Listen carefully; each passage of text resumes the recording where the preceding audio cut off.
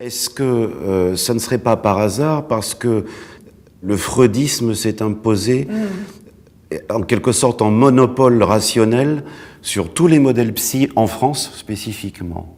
Parce que je veux dire, par exemple, la France, c'est le pays où typiquement un jungien est malheureux, quoi, par exemple. Oui, c'est sûr qu'avec, si le jungisme était aussi puissant que le freudisme, on devrait mieux s'entendre. Mais je ne vais pas tellement accuser la psychanalyse en elle-même. Parce qu'à propos des états modifiés de conscience, un temps donné, Freud a utilisé l'hypnose lors de ses analyses, et puis après, il l'a refoulé. Voilà. Et est-ce que c'est pas ce refoulement-là à devenir une science occulte pendant 80 ans. C'est ça. Et c'est quand même très dommageable. Il n'a pas fait de même avec la parapsychologie, aussi étonnamment, qu'on puisse le penser. Freud était très intéressé par la parapsychologie. Il a étudié des médiums, des voyants, très tôt.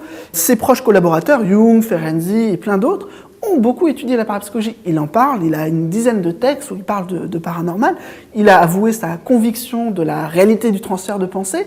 Il a poussé les gens à étudier cette question, sauf que les psychanalystes ont refoulé cet héritage. Alors ça revient alors récemment, il y a Michel Onfray qui se moquait de la parapsychologie freudienne et qui disait que justement Freud était devenu irrationnel de s'être intéressé à ce sujet, mais on peut en faire une autre lecture et actuellement le débat il est plutôt de voir en quoi ça a influencé la thérapie psychanalytique, c'est-à-dire la notion de transfert contre transfert, ces communications d'inconscient à inconscient, elles sont aussi découpées à partir de cette lecture des échanges télépathiques et empathiques. Et la psychanalyse, c'est vrai que c'est devenu un courant qui a ses résistances, mais je pense qu'aux États-Unis, ils ont eu des résistances du behaviorisme, qui ne voulaient pas du tout entendre parler de la conscience. Après, du coup, d'autres mouvements en psychologie, comme la psychologie transpersonnelle, qui a permis d'ouvrir la question de la spiritualité, qui est un mot complètement tabou, en faire un objet de recherche. Voilà, il y a, je pense, des conditions de dialogue qui sont possibles aujourd'hui. Moi, je n'ai eu presque aucun souci à publier dans des revues de psychanalyse ou de psychologie ou de psychiatrie sur ces questions-là. C'est possible, je pense, puisque mon approche est clinique. Oui, mais c'est peut-être possible maintenant. Qu'est-ce que ça aurait été il y a 20 ou 30 ans? Je suis moins persuadé de votre pertinence. Transposez-vous une génération avant, votre pertinence dans les années 70, à mon avis, elle était moins évidente. Il y a eu dans les années 70 tout un mouvement d'intérêt aussi pour la parapsychologie, autour des tordeurs de cuillères. Oui, mais pas en France.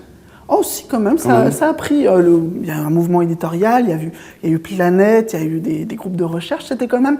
Il y a toujours eu quelque chose, simplement le rapport de l'institution avec ces chercheurs un peu marginaux, un peu curieux, il est toujours dans le conflit. Même aujourd'hui, même le fait que la parapsychologie soit reconnue par l'Association américaine pour le progrès des sciences, le fait que la parapsychologie soit dans plusieurs universités dans le monde, ça ne permet pas encore d'avoir une légitimité suffisante partout. Il faut que les gens quand même continuent à s'informer et c'est vrai qu'il y a des chercheurs qui vont trop loin, qui ont eux-mêmes vécu des choses, qui ont peut-être un système de croyance à eux. On peut entendre que face à cette adversité auquel ils se confrontent, l'académisme, la rigueur, le dogmatisme, ils aient envie de crier au secours.